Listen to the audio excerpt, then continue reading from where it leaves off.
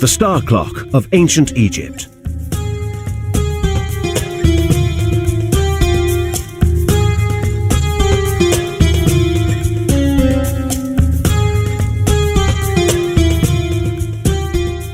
Humans have been fascinated by the concept of time for millennia.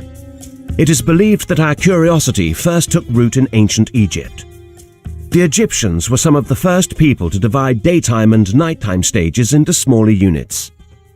Long before wristwatches and alarm clocks, they invented a tool known as a maquette, meaning instrument of knowing, which was an important milestone in our quest to understand and measure the passage of time.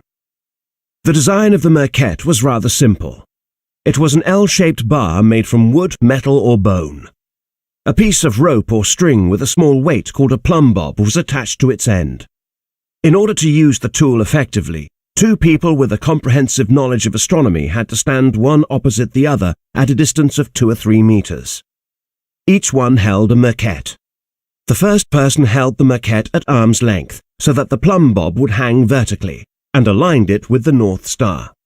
The second person sat between the first person and the North Star, holding their maquette in such a way so that it was aligned to the first person's maquette. The space between them would create a perfect line running from north to south, a meridian. Once the meridian was established, they observed the stars crossing it while rising or setting. By studying the angle of the crossings and the intervals between the stars rising and setting, they were able to calculate the time of the night. In essence, the star's rotation around the North Star functioned in the same way that an hour hand rotates around the center of a modern-day clock. The importance of the maquette can only be properly appreciated in the context of the era in which it was invented. Until its creation, people had very limited means of telling the time. The use of sundials had proved reasonably effective during the daylight, but naturally these were rendered useless after nightfall.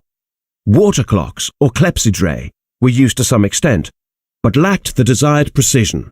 The maquette was a huge leap forward, as it allowed people to measure time with pinpoint accuracy without the use of the sun. What's more, the maquette proved to be useful in more than just astronomy and timekeeping.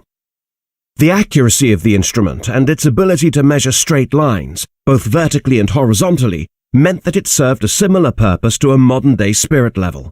In fact, it provided such precise measurements that it may even have been used in the construction of the Great Pyramids at Giza.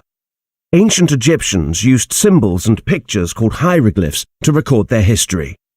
Since their society predated written history as we understand it, it has been difficult for historians to acquire accurate information regarding that time period. However, the use of the maquette has been confirmed. In the temples of Dendera and Edfu, it is still possible to see wall carvings which depict it in use. Not only that, there is even an authentic maquette on permanent display in the Science Museum in London. It is said to date back as far as 600 BC.